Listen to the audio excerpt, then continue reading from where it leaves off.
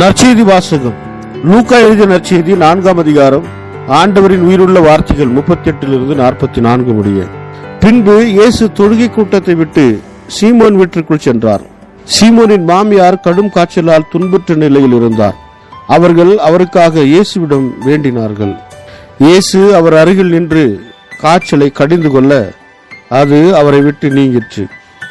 உடனே அவர் எழுந்து அவர்களுக்கு பணிவிடை செய்தார்.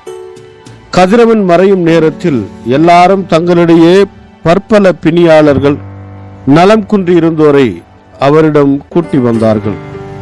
அவர் ஒவ்வொருவர் மேலும் தம் கைகளை வைத்து அவர்களை குணமாக்கினார். பேய்களும் நீர் இறைமகன் என்று கத்திக்கொண்டே பலரிடமிருந்து வெளியேறின.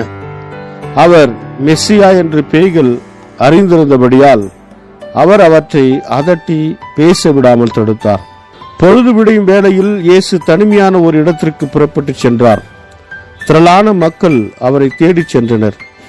அவரிடம் வந்து சேர்ந்ததும் தங்களை விட்டு போகாதவாறு அவரை தடுத்து நிறுத்த பார்த்தனர். அவரோ அவர்களிடம், நான் மற்ற ஊர்களிலும் இறையாட்சியை பற்றி நற்செய்தி அறிவிக்க வேண்டும், இதற்காகவே நான் அனுப்பப்பட்டிருக்கிறேன் என்று சொன்னார்.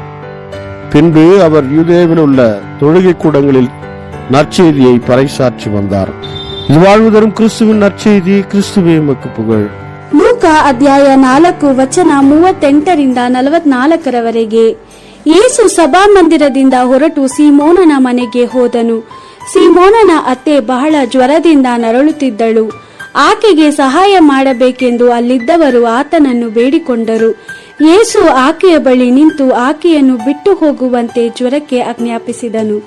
ಆ ಕೂಡಲೇ ಆಕೆಗೆ ಗುಣವಾಯಿತು. ಆಕೆ ಎದ್ದು ಅವರನ್ನು ಉಪಚರಿಸಿದಳು. ಸೂರ್ಯನು ಮುಳುಗಿದ ಮೇಲೆ ಅಸ್ವಸ್ಥರಾದ ತಮ್ಮ ಸ್ನೇಹಿತರನ್ನು ಜನರು ಯೇಸುವಿನ ಬಳಿಗೆ ಕರೆದುಕೊಂಡು ಬಂದರು. ಅವರಿಗೆ ಅನೇಕ ತರಹದ ಕಾಯಿಲೆಗಳಿದ್ದವು. ಪ್ರತಿಯೊಬ್ಬ ರೋಗಿಯ ಮೇಲೂ ಯೇಸು ತನ್ನ ಕೈಯನ್ನಿಟ್ಟು ಗುಣಪಡಿಸಿದನು.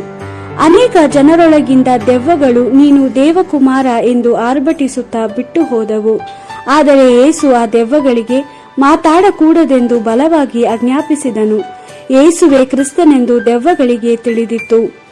ಮರುದಿನ ಯೇಸು ನಿರ್ಜನ ಸ್ಥಳಕ್ಕೆ ಹೋದನು. ಜನರು ಯೇಸುವಿಗಾಗಿ ಹುಡುಕುತ್ತಾ ಅಲ್ಲಿಗೆ ಬಂದರು.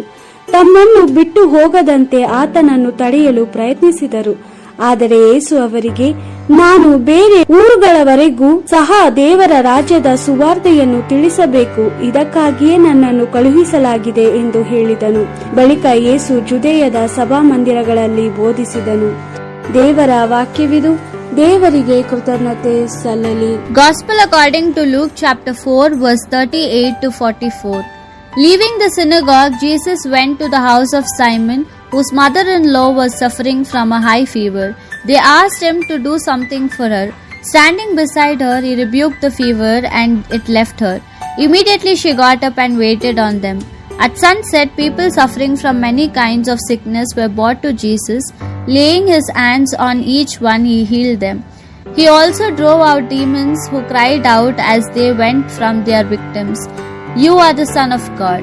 He rebuked them and would not allow them to speak, for they knew he was the Messiah. Jesus left the town at daybreak and went out into a solitary place. People went out in search of him, and finding him, they tried to dissuade him from leaving them.